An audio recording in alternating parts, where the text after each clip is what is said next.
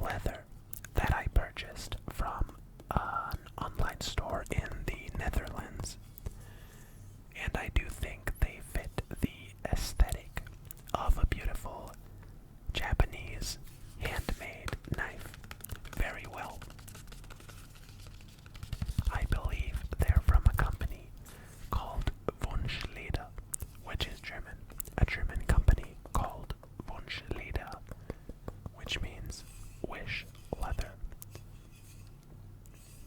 My Deppa has some stains on it that have been rust before that I removed, but you can still see the stains of the previous rust on it.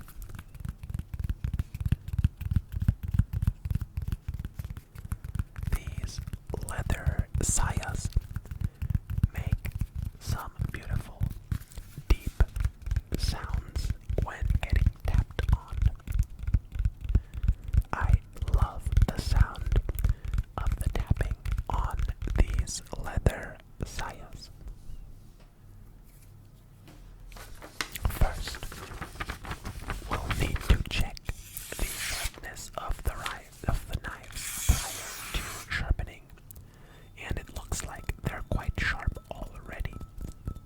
Nonetheless, I'm going to sharpen them both on my 1000 grit side of the Whetstone and my 6000 grit side of the Whetstone.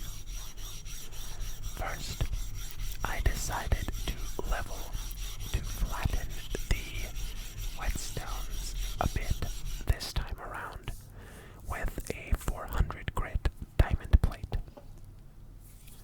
And I am now adding some more water onto the Whetstone itself.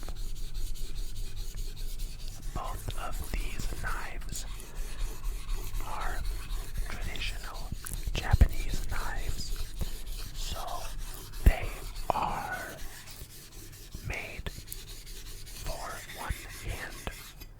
one-side hand use only. They are one-sided. The bevel is one-sided. These two knives are made for left-handed people.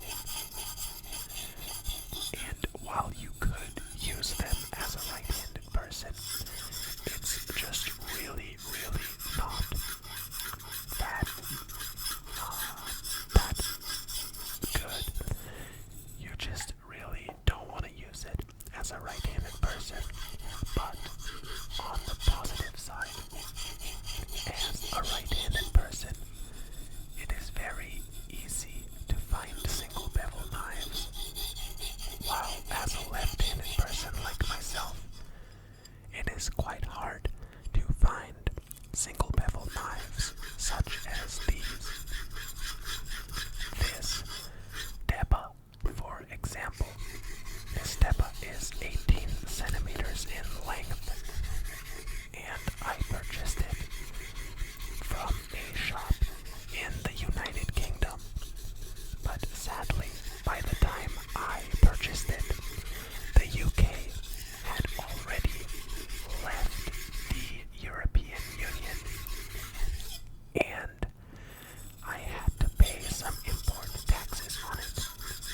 I had to pay about 90 euros just on import taxes alone to get the knife imported into the European Union. While this Yanagiba knife, which is made for slicing fish, came from a shop in Sweden, and I didn't have, or also from the Netherlands, actually, I do think. Let me check right now, actually, I'm sorry. Alright, yes, it is a .nl website. A .nl website. Yes, they are in Amsterdam. And it is a beautiful online store. And they have a very, very large collection of knives. And I got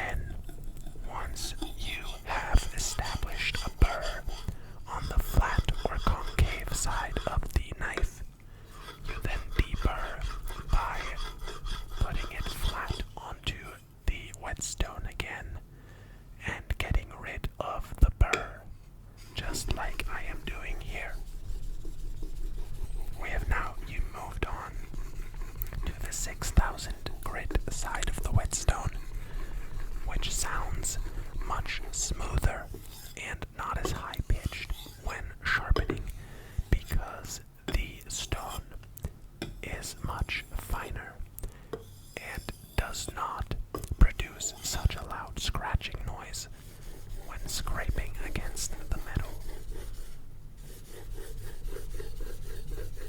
I always think it is quite therapeutic to sharpen kitchen knives yourself. Plus, once you get kind of decent with it, you'll never have a dull kitchen knife again, unless you don't sharpen them. Plus, you'll never have to worry that some inexperienced knife sharpener might ruin your knives. And that can always happen.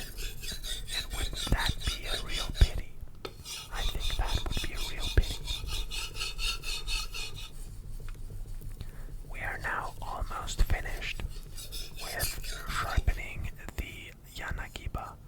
Gotta check if there has been a sufficient burr formed. And we're going to deburr the knife by placing the concave side of the edge of the blade onto the whetstone and passing it a couple of times on the whetstone. And then doing a couple of final passes that are getting lighter every time we pass. Lighter and lighter and lighter.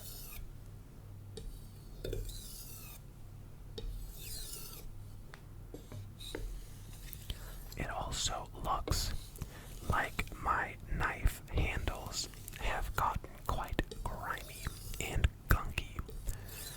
So we're going to be taking a look at that as well. We're going to be using some oil to clean and re-moisturize these handles as well.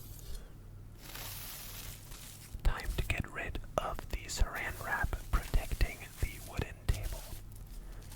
Let's fold that up and throw it away.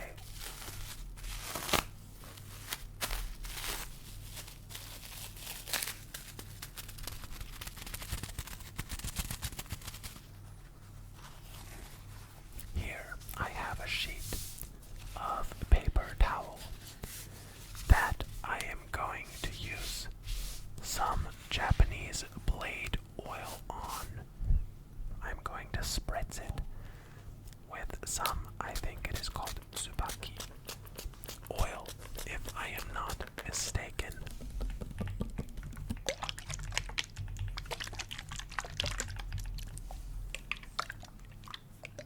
I think it is called tsubaki oil or hibiki oil, maybe.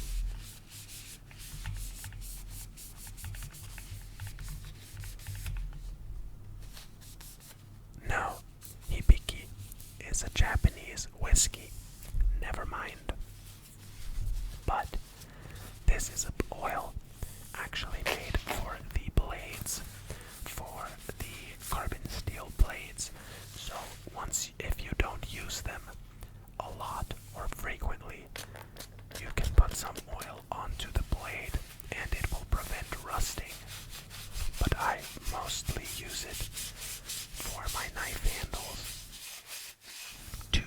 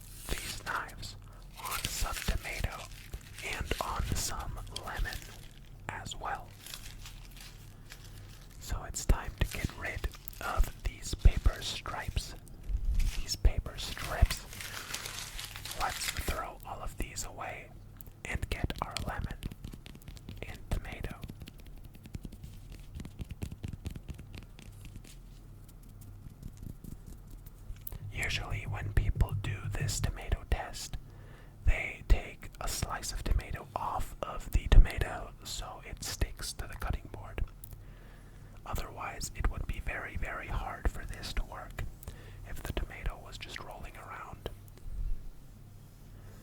But it looks like our Yanagiba single bevel fish slicing sushi knife is able to slice this tomato paper thin. Let's see if our Deba can do the same, slicing some with the Yanagiba still. And then let's check on the other half of the tomato and see if the Deba can produce similar results. Looks like the Deba, even though it is so thick, can still slice the tomato paper thin. Next, we'll slice this lemon in half, and the lemon doesn't work like the tomato did because the skin is just too thick and it holds onto the knife. It grips the knife too tightly to be able to slice through it with just while it's just laying flat on the cutting board. But as I was peeling this, I kind of fell into an ASMR state myself because it was very, very relaxing. So I'm gonna do some slicing of this lemon still, and then the video will be finished. So thank you very much for watching. I know I haven't uploaded in a week now, but I do plan on uploading more frequently again, hopefully. There's just a lot going on right now. Anyways, thank you very much for watching. I hope you enjoyed this video, and if you did, consider dropping me a like or a subscribe.